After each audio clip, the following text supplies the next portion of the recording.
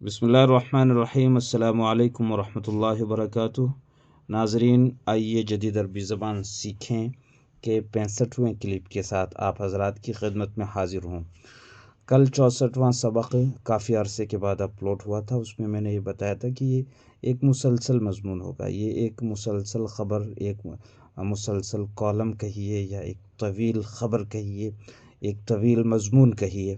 جس دن بابری مسجد پر بلکہ رام مندر کی تعمیر کا افتتاح ہوا تھا، اس دن یہ خبر نشر ہوئی تھی، تو اس کے چھوٹے چھوٹے پیراگراف ایک عنوان کی شکل سمجھ لیجئے یا ایک جملے کی شکل سمجھ لیجئے۔ اس طرح ہم اس کو آگے بڑھائیں گے اور کئی اسباق اس میں مختصر کئی اسباق تیار ہوں گے۔ آپ خوب توجہ سے ایک جملے کو پڑھیں اور مسلسل بار بار پڑھیں گے تو انشاءاللہ بڑا فائدہ ہوگا۔ وہ اقام یقیم یہ معروف ہے، اور اقیمہ اس کا مجہول ہے، ماضی مجہول کا صیغہ ہے۔ اقام یقیم کا معنی ہے بنانا، کوئی کام، کوئی عمارت تعمیر کرنا، بنانا یا تعمیر کرنا، اور اقیمہ معنی بنایا گیا، تعمیر کیا گیا۔ هذا المعبد، معبد مندر کو کہتے ہیں، اور اس میں ایک لفظ آیا ہے مسجد یرجع تاریخہ، مسجد یرجع تاریخہ، جس کا مطلب ہے تاریخی مسجد۔ یہ ہم ترجمہ کرتے وقت سمجھیں گے، پہلے لغات دیکھ لیں۔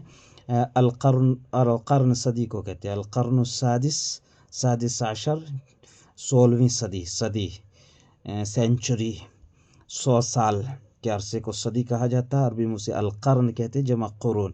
المیلادی عیسوی سن کے لیے یہی المیلادی لفظ استعمال ہوتا ہے، جیسے عربی اور اسلامی تاریخ کے لیے الہجری کا لفظ استعمال ہوتا ہے، اسی طرح عیسوی تاریخ جو 2024 ہے آج کل، تو اس کے لیے المیلادی کا لفظ استعمال ہوتا ہے۔ ہدم یہدم ہدمن کا معنی ڈھانا، عمارت وغیرہ کو ڈھانے اور گرانے کے لیے یہ لفظ استعمال ہوتا ہے۔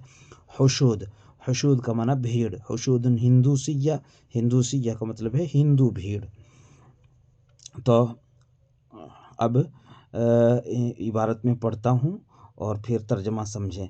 وَأُقِيمَ هَذَا الْمَعْبَدُ فِي مَوْقِعِ مَسْجِدٍ يَرْجِعُ تَارِيخُهُ إِلَى الْقَرْنِ السَّادِسِ عَشَرَ الْمِيلادي هدمته حشود هندوسية عام 92 و900 وألف، عام 92 و900 وألف۔ یہ مسجد 16ویں صدی عیسوی کی ایک تاریخ، یہ مندر، یہ مسجد نہیں، معاف کیجیے، یہ مندر 16ویں صدی عیسوی کی ایک تاریخی مسجد کی جگہ تعمیر کیا گیا ہے، جسے 1992 میں ہندو بھیڑ نے ڈھا دیا تھا۔ یہ مندر 16ویں صدی، دیکھیے مسجد یرجع تاریخہ الی القرن، تاریخی مسجد، یعنی المسجد التاریخی، یہ نہیں لفظ استعمال کیا گیا ہے۔ ہم لوگ جو اردو داں لوگ ہیں، اردو جاننے والے یا جن کی زبان عربی نہیں ہے، وہ چونکہ ایسے موقع پر یہی کہا جاتا ہے تاریخی مسجد، تاریخی مقام، تاریخی شہر، تاریخی فلاں، تو ہم اس کے لیے یہی زیادہ سے زیادہ یہی سوچیں گے اور یہی کہیں گے المسجد التاریخی والمدینۃ التاریخیۃ۔ مگر یہاں دیکھیے یہ خوبصورت تعبیر استعمال ہوئی ہے، اور اسی طرح سے عربی میں استعمال ہوتا ہے۔ ہم جس طرح اردو میں بولتے ہیں اس طرح عربی میں نہیں آئے گا۔ فی موقع مسجد یرجع تاریخ، مسجد موصوف ہے، یرجع تاریخ، یہ جملہ اس کی صفت ہے، اور تاریخی مسجد میں بھی مسجد کی صفت ہے تاریخی، تو وہ تاریخی ہم اردو میں اس طرح صفت لاتے ہیں۔ عربی میں دیکھیے کس طرح یہاں صفت آئی ہے۔ یہ عربی کی عبارتیں زیادہ سے زیادہ پڑھنے سے، خوب پڑھنے سے، غور کرنے سے یہ چیزیں سمجھ آتی ہیں، اور آپ اسی لیے میں کہتا ہوں کہ بار بار عبارت پڑھا کریں۔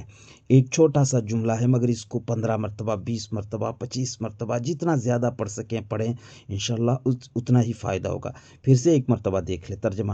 وَأُقِيمَ هَذَا الْمَعْبَدُ فِي مَوْقِعِ مَسْجِدٍ يَرْجِعُ تَارِخُهُ إِلَى الْقَرْنِ السَّادِسِ عَشَرَ الْمِيلَادِيِّ هدمته حشود هندوسية عام 92 و900 وألف۔ یہ مندر 16ویں صدی عیسوی کی ایک تاریخی مسجد کی جگہ تعمیر کیا گیا ہے، جسے 1992 میں ہندو بھیڑ نے ڈھا دیا تھا، یعنی جس مسجد کو ہدمت ہو میں ہو ضمیر کا مرجع مسجد کی جانب لوٹ رہی ہے. گویا مسجد جو نکرہ ہے اس کی دو صفتیں یہاں آ گئی ہے، دونوں جملے ہیں. پہلی صفت ہے یرجع تاریخ ہو، تاریخ مسجد. دوسری صفت ہے ہدمت حشود ہندوسیت.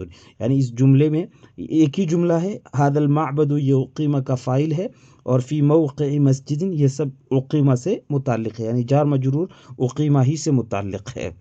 تو اچھی طرح سے اس کو سمجھیں. السلام علیکم ورحمۃ اللہ وبرکاتہ. میں نصیر الدین قاسمی، خادم ادارہ مرکز المعارف، جودھپور، راجستھان.